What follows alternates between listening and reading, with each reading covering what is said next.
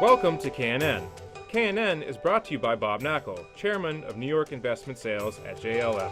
Hi, I'm Jon Hageman, Managing Director at JLL. Welcome to KNN.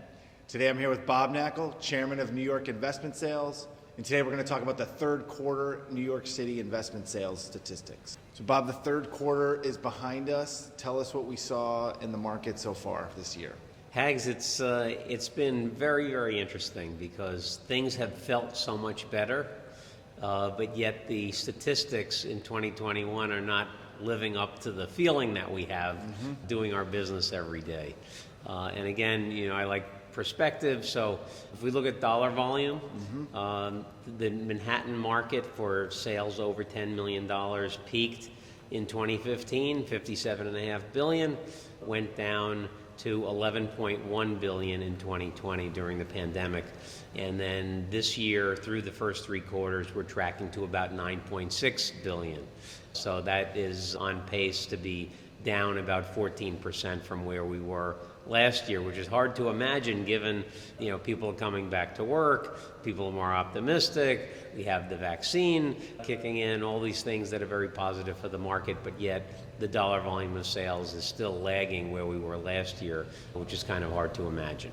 So Bob, that's the total year to date, but there's been some volatility, I think, over the first few quarters, been up and down. Talk about that a little bit. Yeah, you're absolutely right, Hags. It's been choppy. If you look at first quarter of 2020, before the pandemic really kicked in, we had over $5 billion of sales. Then it dropped to about $1.9 billion, then $1.2 billion.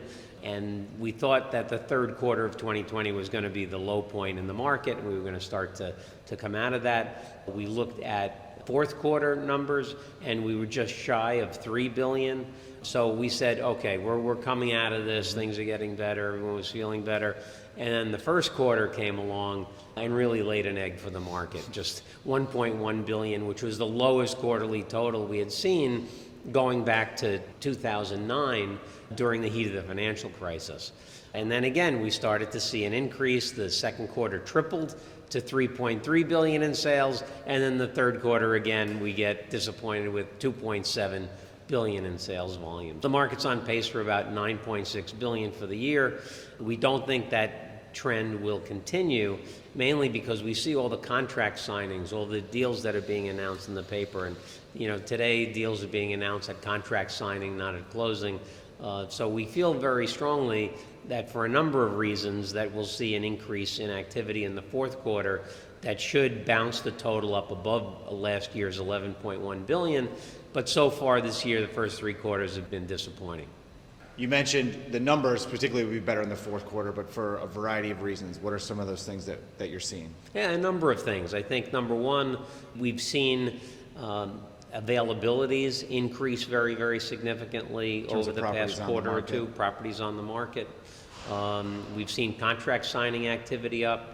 If you look at our revenue numbers, which we project on a monthly basis moving forward, they're increasing month after month after month. And a number of folks are concerned about what's going to happen with tax policy. Are there incentives to close this year as opposed to next year? So far, everything's completely up in the air. We're here at the beginning of November filming, and there's not really clarity in terms of what's going to happen with tax policy, but a number of our clients are rushing to get closed before year end just in case. So for all these reasons, we think we'll see a nice increase in the dollar volume in the fourth quarter that should bubble us up above where we were last year. So Bob, as always, that's total dollar volume. Now let's talk about number of properties sold. What do those metrics look like so far this year? Hags, absolutely right. Number of properties sold, we always love looking at that. And I'll say, with respect to number of properties sold, that really is more indicative of market activity because very, very large transactions can skew the numbers significantly on the dollar volume side. And in fact, I'll say probably one of the main reasons why dollar volume is so low is that the very, very large office transactions have not been happening. A number have been announced. We know there are a number of very large office buildings on the market today. Hopefully those manifest itself in some good numbers in the fourth quarter, but those transactions haven't happened. And so the market's on pace for about 136 sales this year. So number of properties sold is increasing, and I think that's probably one of the reasons why everybody's feeling so good, is that there are more transactions going on. Certainly we're well below where we were at the peak of the cycle, of 484 properties sold in 2015, so still significantly below that, but the trend is good. Now, while the yearly trend is good, third quarter numbers were about 25% below where they were in the second quarter of the year, so again, we have this volatility. Market's trying to find its footing. Some quarters up, some quarters down. I always say, wait for 2 or 3 quarters in a row. One quarter doesn't make a year, right? To establish a trend.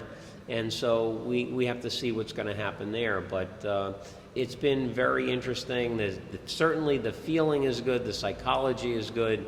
The numbers haven't been there to support that, but we're very, very confident that those numbers are coming and that 2021 will finish ahead of where we were in 2020.